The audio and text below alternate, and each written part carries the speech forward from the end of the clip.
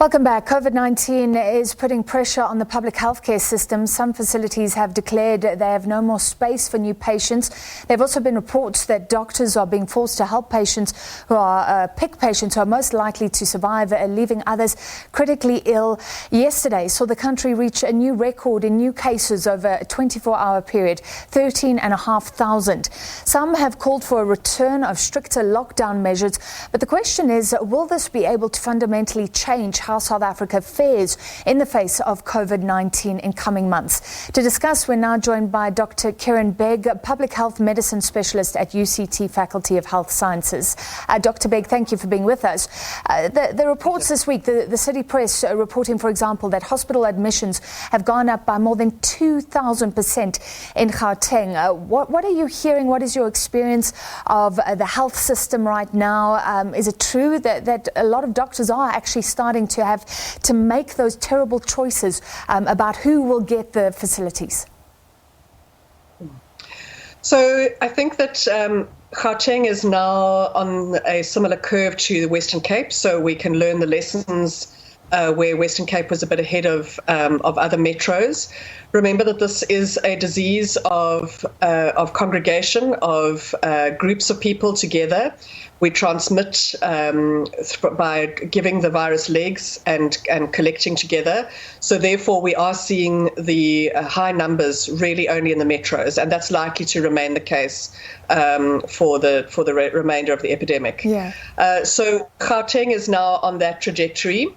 And Western Cape was in the same space a few weeks and months ago around hospitals being under strain.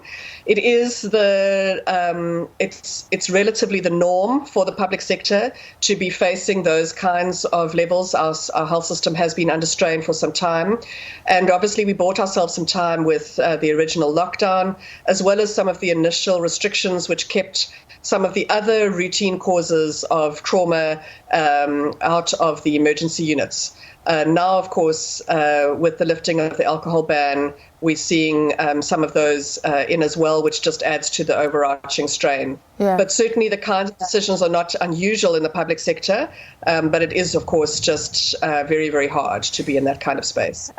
Indeed. The big question ahead of the President's address, will stricter lockdown measures, with all the economic pain they bring, make a difference to this picture? You are saying that an alcohol ban, again, will certainly make a difference. Certainly. So we know that given the kinds of, certainly we saw the excess deaths, for instance, in South Africa, unlike the rest of the world, dipped first versus increasing.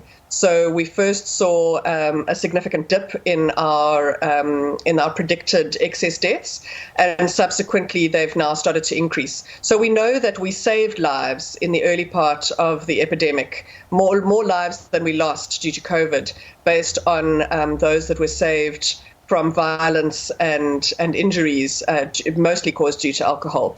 So an alcohol ban may well be a consideration on the table, but I think a complete lockdown was a blunt instrument and has been a blunt instrument worldwide. It works in the early parts of the epidemic when we're still learning about the disease, when we still had measures to try and increase our health system resources to be able to cope with the onslaught. But we are dealing with a bit of pandemic fatigue at the moment, and people do need to be able to continue with some degree of their lives. I think what we really need to understand is that this is a behavioural modification that is required for people to be able to reduce the transmission. So the kinds of pictures that you're illustrating on the screens right now, with groups of people being very close to each other, not wearing masks, those are highly problematic and areas of rapid transmission. So what we're really needing is for everybody to understand that it's my role to assume that I am positive and to make sure that I restrict my engagement with other people and contact with other people, that when I do have to engage with other people, that I always wear a mask, that I'm physically distanced, and that I'm always washing my hands. Yeah. And those are really important measures to make sure that we slow the transmission down. So the important thing to remember is that 80% of cases are in fact dealt with at home. So remember that whilst our health services are being overwhelmed with cases, in fact, the vast majority, by far the majority, are mild cases that are able to be dealt with at home. And what we need to make sure is that those vulnerable members of the population, those who are over 55, those who have comorbidities, need to be even more strict around their engagement with other people so that they don't end up being admitted to hospital when and if they do get their COVID. So we're really wanting to try and prevent the vulnerable members of the community getting COVID. You spoke about those initial 3 weeks that were so crucial, and the health minister has suggested following that, that maybe subsequent lockdowns couldn't have the same effect. There was a time to get ready.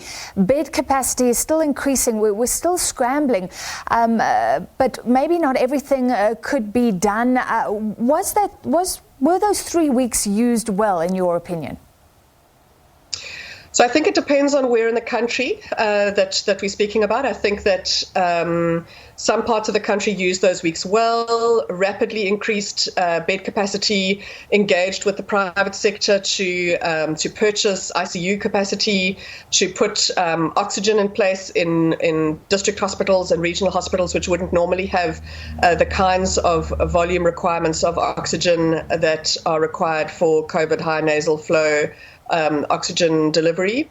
So I think that some areas of the country did that really well, asked for volunteers from all manner of retired health practitioners, those who have left the profession and are working in other areas. So I think that some areas work particularly well. I think it is disappointing that Gauteng, that's had quite an advance warning to some extent, was scrabbling around for oxygen supplies this last week, whereas in fact there was plenty time to be planning and prepared for that. Yeah. Perhaps there was a bit too much finger pointing in the early days at Western Cape, not realizing that it was really just a matter of time before other provinces were going to be in the same boat, and therefore perhaps didn't use their time available to them as well.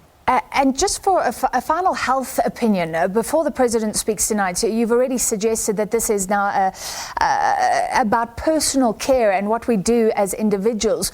And I mean, if parts of the economy are shut again, I say that does happen. Does it make sense, for example, when taxis, which carry millions of South Africans, are currently driving full? So I mean, those are one of the very early measures that we suggested. A group of public health medicine practitioners put together a guidance from the College of Public Health Medicine, indicating that one of the sort of high risk areas is public transport. And remember that it's not necessarily just being inside the taxi that is problematic, but also at queuing areas, at taxi ranks, both for access and egress facilities. So those are definitely areas that need. We really have to just have a different way of thinking and a different way of acting.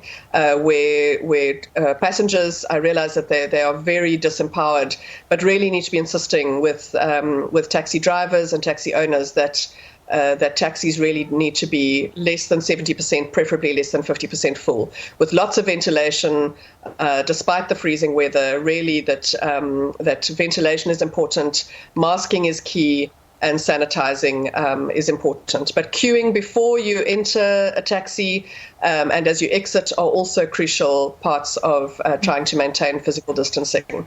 So those are all really important parts of ensuring that we don't move the virus from place to place in the city and don't infect each other. So we all need to be taking accountability for our own actions and protecting others from the possibility of us infecting them. All right, thank you for that. Dr. Kerrin Begg, a public health medicine specialist at UCT's Faculty of Health Sciences.